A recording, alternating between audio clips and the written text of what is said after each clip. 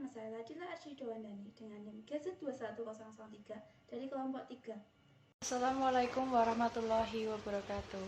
Perkenalkan, saya Desita Fitriani, GZ21010 dari kelompok 3. Assalamualaikum warahmatullahi wabarakatuh. Perkenalkan, nama saya Alvina Yuliani, saya dari GZ21013, saya dari kelompok 3. Halo semuanya, perkenalkan nama saya Patri Dian Kristi Yolantini Tias dengan NIM GZ21021 dari kelompok 3. Assalamualaikum warahmatullahi wabarakatuh. Saya Selma Saskia Munifatun dengan NIM GZ21023 dari kelompok 3. Assalamualaikum warahmatullahi wabarakatuh. Perkenalkan, nama saya Sita Nurjana, NIM GZ21024 dari kelompok 3. Apa itu hygiene sanitasi? Hygiene sanitasi merupakan suatu upaya untuk mengendalikan faktor resiko terjadinya kontaminasi terhadap makanan, baik yang berasal dari bahan makanan, orang, tempat, dan peralatan agar aman dikonsumsi. Sebelum memulai kegiatan memasak, lebih baiknya kita melepaskan terlebih dahulu aksesoris yang masih menempel pada diri kita.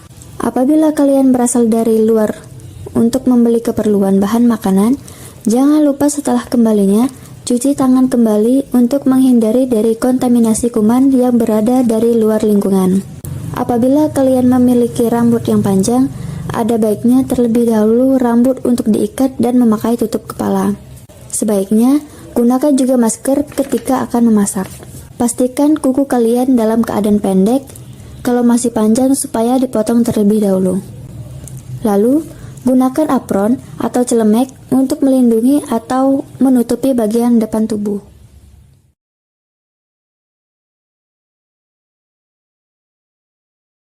Hygiene sanitasi dalam proses pengolahan bahan pangan.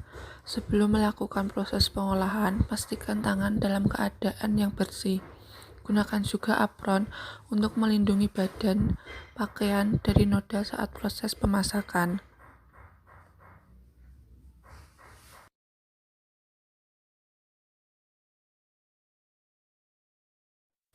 Kemudian, pastikan juga bahwa alat yang digunakan dalam keadaan yang baik, tidak terbuat dari bahan yang dapat membahayakan kesehatan. Wadah yang digunakan juga mempunyai tutup yang dapat menutup dengan sempurna dan dapat mengeluarkan udara panas dari makanan untuk mencegah terjadinya pengembunan. Keadaan peralatan juga harus utuh, tidak cacat, tidak retak, tidak gumpal, dan mudah dibersihkan. Kemudian, untuk pemasakan, gunakan spatula yang berbahan dasar kayu, karena kayu bukan bahan penghantar panas, dan jika menggunakan yang berbahan dasar stainless akan merusak permukaan teflon. Selain dari hygiene personal dan peralatan masak yang digunakan, tempat pengolahan juga harus diperhatikan. Dapur harus memiliki cerobong asap yang berguna untuk menghisap udara kotor, uap, dan minyak, serta sisa-sisa makanan yang kemudian udara diproses hingga menghasilkan udara yang bersih dan dialirkan lagi ke dalam ruangan. Perlengkapan pengolahan seperti kompor, tabung gas, lampu juga harus dalam keadaan bersih, kuat, dan berfungsi dengan baik. Jika tidak, akan menjadi sumber pencemaran dan menyebabkan sumber bencana. Untuk makanan yang sudah matang, simpan dalam wadah yang tertutup, maka makanan akan tahan hingga Mengenai hygiene sanitasi distribusi. Nah, kenapa kita harus memperhatikan hygiene sanitasi distribusi? Sebegitukah pentingnya? Akan dibahas pada materi berikut. Sebelum memasuki materi, apa sajakah peralatan distribusi yang biasa digunakan? Ada kereta dorong dan plato stainless steel. Fungsi dari kereta dorong tersebut yaitu untuk memindahkan makanan dari satu tempat ke tempat yang lainnya supaya tetap bersih dan terjaga.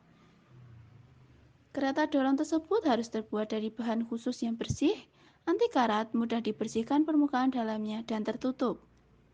Selain kereta dorong, ada plato stainless steel juga. Plato stainless steel umumnya terbuat dari stainless steel. Kenapa harus terbuat dari stainless steel? Karena stainless steel merupakan logam yang mudah dibersihkan dan tidak mudah berkarat. Fungsi dari plato stainless steel yaitu biasanya digunakan untuk nampan makanan. Peralatan distribusi yang kotor dapat mencemari pangan. Oleh karena itu, peralatan harus dijaga agar selalu tetap bersih. Nah, penting sekali bukan? Apabila peralatan tersebut tidak dijaga kebersihannya, maka akan berdampak pada makanan yang akan dikonsumsi oleh pasien, dan itu akan berdampak ke kesehatan pasien. Hal yang dapat dilakukan untuk menghindari pencemaran pangan dari peralatan yang kotor dapat dinyatakan menurut Departemen Kesehatan Republik Indonesia Nomor 27 Tahun 2003 sebagai berikut. Gunakanlah peralatan yang mudah dibersihkan. Peralatan yang terbuat dari stainless steel umumnya mudah dibersihkan. Karet dari peralatan logam dapat menjadi bahaya kimia dan lapisan logam yang terkelupas dapat menjadi bahaya fisik jika masuk ke dalam pangan. Nah, penting sekali bukan? Apabila kita menyepelekan hal tersebut, maka akan berdampak sangat buruk. Oleh karena itu, kita harus menjaga apapun yang akan diberikan untuk pasien. Dimulai dari yang pertama, yaitu kebersihan food handler. Usahakan tangan kalian bersih, dan sebelumnya pastikan sudah mencuci tangan kalian dengan sabun dan juga air mengalir. Pemilihan wadah yang digunakan untuk menyajikan makanan harus utuh, kuat, tidak karat, dan ukurannya memadai dengan jumlah makanan yang akan ditempatkan. Isi tidak boleh penuh untuk menghindari terjadinya uap makanan yang mencair atau yang biasa kita sebut dengan kondensasi. Setiap jenis makanan ditempatkan dalam wadah terpisah, tertutup, dan agar tidak terjadi kontaminasi silang dan dapat memperpanjang masa saji makanan sesuai dengan tingkat kerawanan makanan.